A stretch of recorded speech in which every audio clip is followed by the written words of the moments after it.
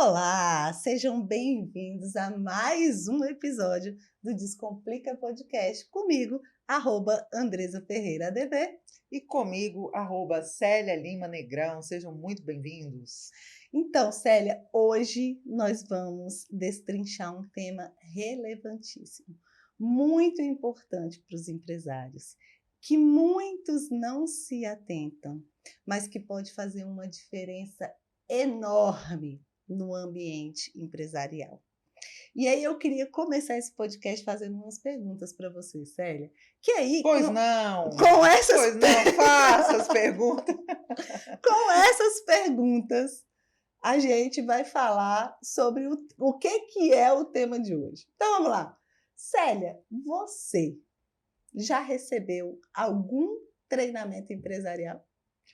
Já.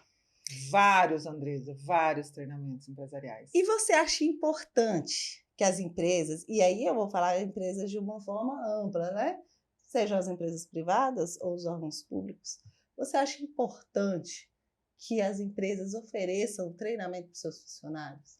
Eu costumo dizer que treinamento é a base, tem o poder maior de engajamento e de gerar resultados em uma empresa, em qualquer empresa, seja ela pública, privada. Então, o treinamento é uma base muito importante.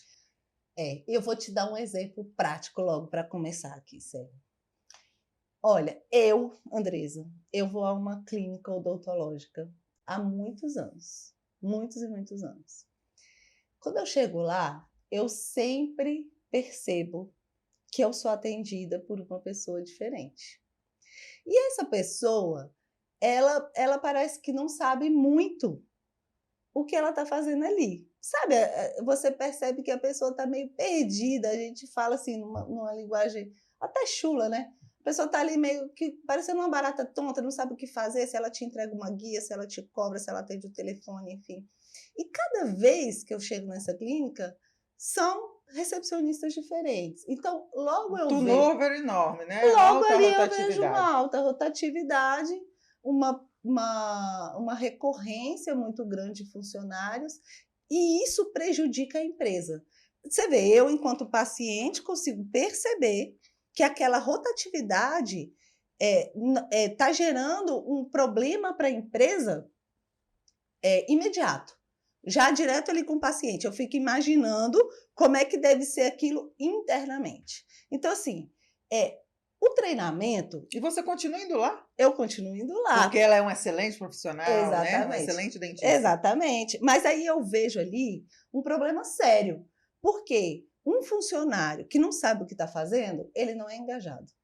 Um funcionário que não recebe um treinamento, ele não sabe se portar e conduzir determinadas tarefas, porque ele não é orientado.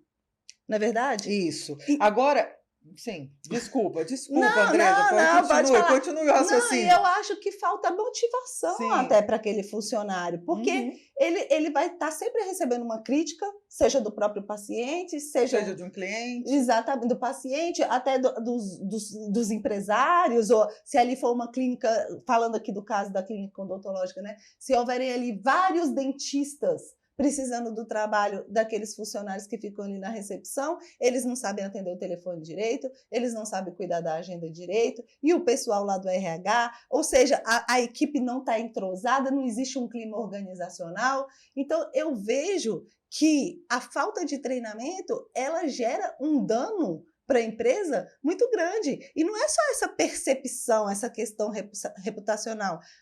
A empresa perde dinheiro, porque ela perde paciente. Não é verdade? Perde mercado. E aí, dentro desse exemplo que você colocou, um exemplo real que você vive, eu vou te dar um outro exemplo que você pode precisar.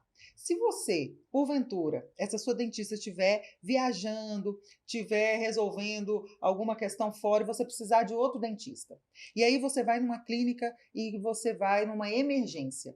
Andresa, eu tenho certeza que se você chegar nessa emergência e tiver um profissional muito bom, que vai te atender com a mesma excelência que essa dentista te atendia, porém com um grande diferencial. você vai sentir uma clínica organizada, você vai ver que os profissionais estão treinados, que tem toda uma dinâmica. Quando você sai de lá, você tem recebe um telefonema desta secretária perguntando como que foi seu tratamento, como que você está. Isso não vai ser um fator motivador para você alterar e mudar de dentista? Com Vai dar certeza. uma, né? No mínimo você vai pensar, olha, eu acho que ali tem um conjunto Tem de até uma bom organização, né? profissional e organização. Então, veja, é por isso que a gente está dizendo que treinamento gera resultado financeiro. Não é só uma questão reputacional. Não é só um cliente que vai sair insatisfeito. Mas esse cliente satisfeito, ele fala para vários outros. Então, o treinamento tem esse poder de gerar engajamento e de dar resultados positivos para a empresa. Agora, ainda mais, o treinamento é a porta de entrada de uma cultura organizacional. É o que favorece a cultura, o fortalecimento dessa cultura. Porque quando você tem um treinamento, você está ali engajando aqueles profissionais com os valores da empresa, né? Com o que a empresa entende que é correto, com as normas, com as regras. E ali você tem treinamentos de vários tipos, né? E esses treinamentos fortalecem aquele profissional que vai expressar isso para os clientes de forma totalmente diferente. Você vai sentir uma cultura diferente. E aí tem uma frase do Peter Drucker que eu acho fantástica, que ele traz que a cultura come a estratégia no café da manhã. É uma frase forte, mas eu acho muito relevante, porque, de fato, não adianta uma excelente estratégia, não adianta um profissional maravilhosa, que é essa sua dentista que você adora, que é amiga e tudo, mas e a empresa? E a cultura? E o funcionamento? Então, de fato, essa frase do Peter Drucker é pesada, é forte, mas nos leva a uma reflexão. Com certeza, Né? Célia. O fortalecimento da cultura organizacional é um ponto-chave para a empresa, porque é nesse momento que os funcionários vão entender a rotina, a dinâmica, vão se conversar melhor.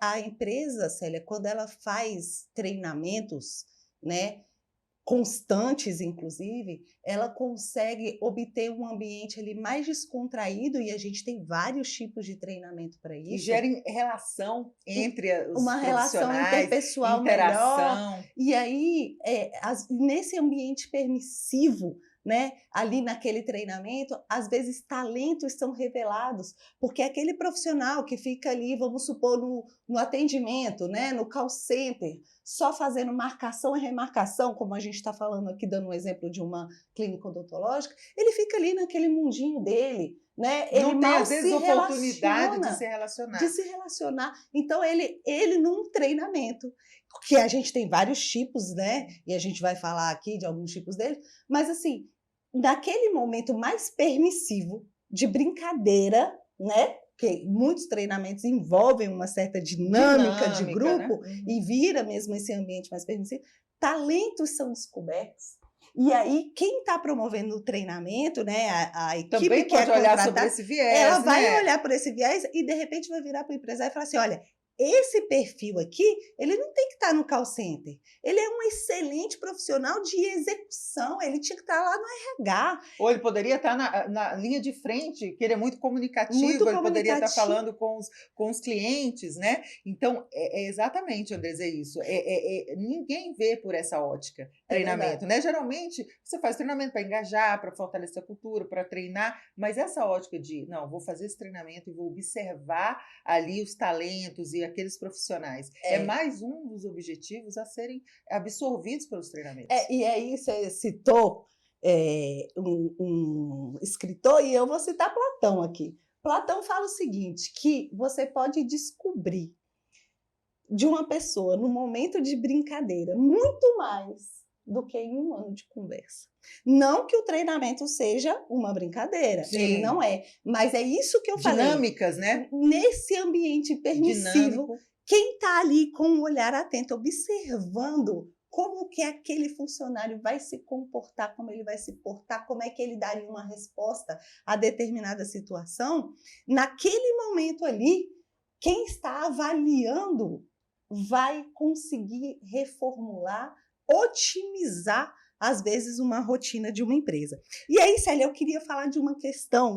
A gente tem sempre essa questão dos parênteses, né? Eu queria fazer um parêntese Muito importante. Empresários, a questão é o seguinte: quando vocês forem promover um treinamento na empresa, antes da contratação, isso é muito comum em várias empresas, promover um treinamento para avaliar esses funcionários, até para ver aonde vai alocar cada um deles. Numa fase de pré-contratação, essas pessoas estão à disposição da empresa naquele treinamento. E elas, quando elas são efetivadas, aquele período ali é período de contrato de trabalho, elas têm que ser registradas naquele período. Sob pena, Célia, de um funcionário, quando trabalhou já anos para a empresa, e lá ia alegar assim: olha, eu fiquei um mês trabalhando, fazendo um treinamento aqui, eu não era registrado, e entra com uma ação postulando um vínculo empregatício anterior. E um vínculo empregatício de um mês pode parecer pouco. Ah, não, é só um salário? Não, não é só um salário de um mês. Tá? Vão ter reflexos em impostos, FGTS, INSS, proporcional de férias, proporcional de 13º. Então, às vezes, Célia, um empresário também, por falta de um conhecimento, de uma assessoria jurídica, ele perde até nessa fase do treinamento. É por isso que eu sempre defendo a assessoria, a consultoria jurídica, a gestão de riscos. Para quê? Para que o empresário faça a coisa certa, né? Que a empresa dele rode certinho, mas evitando um dano desnecessário por causa de uma promoção de um treinamento. Mas isso é só um alerta, não é para deixar de promover treinamento. Não é de jeito nenhum, muito pelo contrário. É um alerta jurídico para deixar isso claro, para deixar isso claro, bem estabelecido. Exatamente. É só um clips no cantinho do papel. Exatamente. Mas o treinamento é importantíssimo, né, Célia? E você colocou aí da questão da assessoria, né, desse trabalho de mentoria, de apoio às empresas para desenvolverem as ações. E quando a gente fala de compliance, quando a gente fala de gestão de risco, quando a gente fala de toda essa adequação da LGPD, por exemplo, uma das coisas mais importantes que a gente sempre coloca e estabelece é treinamento. Né? Então, o treinamento ele é relevante para todos os programas de compliance. Né? E aí eu queria entrar nesse viés de trazer aqui, Andrés, porque a gente fala muito nos nossos podcasts de compliance, a gente falou num podcast anterior da LGPD, né? Da Lei de Proteção de Dados, da cultura, né? Tão importante para a LGPD, então a gente inclui aí treinamento. E no podcast, o podcast eu acho que foi um dos primeiros que a gente fez, a gente falou de regulamento interno. O que vale um regulamento interno sem um treinamento? Nada. Né? Não vale nada. Então, o treinamento é a base para todas as questões. E quando a gente está falando de treinamento de compliance, eu queria trazer aqui algumas diretrizes muito relevantes quando a gente vai pensar em treinamento. Né? E quando a gente começa uma mentoria, ou quando a gente tem, você sabe muito bem disso, quando você faz seus trabalhos lá de assessoria jurídica, você sempre faz um diagnóstico daquela empresa. E nesses diagnósticos e nessas conversas com gestores de RH, né? Nessas conversas até com os alunos do curso, né? Do curso ESG que a gente tem, que a gente está sempre falando, qual que é a dúvida que a gente tem em relação ao treinamento? O que eles sempre apresentam? E a gente sempre consegue ver nos processos organizacionais falhas. E qual que é a dúvida sempre requerida? Como eu faço para resolver? Uma das questões mais importantes é treinamento. Então, a gente cita muitos casos aqui de que um treinamento bem executado poderia ter resolvido problemas, poderia ter evitado problemas. E tem que ter o cuidado até nessa parte do diagnóstico, né, Célia? De como executar treinamento para que tipo de público, não é isso? Exatamente, porque se você vai fazer um treinamento para diretores, é um treinamento específico, inclusive a lei anticorrupção, a lei das estatais, né, que é a lei que regulamenta a governança no setor público, especificamente nas estatais, essa legislação ela prevê treinamentos obrigatórios, que precisam ser realizados anualmente. Então, essa é uma característica muito relevante, é você definir o público. É muito importante, porque às vezes é um treinamento que vai ser para a base, para o dia a dia. E não adianta você chegar com uma norma, Andresa, de brindes e presentes, uma norma de compliance ali, de gestão de riscos, e falar, olha, lê esse, né, comunicar isso, e o empregado, o funcionário vai olhar mas isso aqui, como é que eu faço isso no meu dia a dia? Então, os Exato. treinamentos de compliance, os treinamentos quando a gente faz esse diagnóstico, quando a gente avalia como implementar treinamento, quando a gente planeja os treinamentos, a gente planeja o público-alvo. É claro. Né? Então, se é para um dia a dia, o funcionário está ali na linha de frente, então ele tem que identificar, bom, essa norma, aqui nesse dia a dia, ela tem esse fundamento, então aqui eu tenho que fazer desta forma no meu dia a dia. Um profissional que atua na área de vendas, ele usa a norma diferente de um profissional que atua na área administrativa, de um profissional que atua na área de finanças. A norma, a diretriz, o valor é o mesmo, porém a atividade e a implantação é diferente. E eu acho assim, essa parte do diagnóstico é muito interessante. Quando a gente vai promover treinamentos empresariais, a gente tem que pensar no público-alvo e no tipo de treinamento. Porque, por exemplo, você não vai submeter diretores da empresa a fazer um treinamento com um joguinho. O que você pode fazer e que dá muito certo com o pessoal do call center, por exemplo. Se você vai Tem dinâmicas específicas, né, para determinados então, públicos. Você pode que fazer. você pode afastar. Né? Você pode fazer um quiz de perguntas e respostas para determinado público-alvo e que não vai caber para um diretor de uma empresa. Agora, cá para nós, Andresa, você como funcionário, quando a gente recebe, né, um comunicado, vai ter um treinamento da norma de compliance X, né? No sábado. No sábado, né? Alguma coisa assim.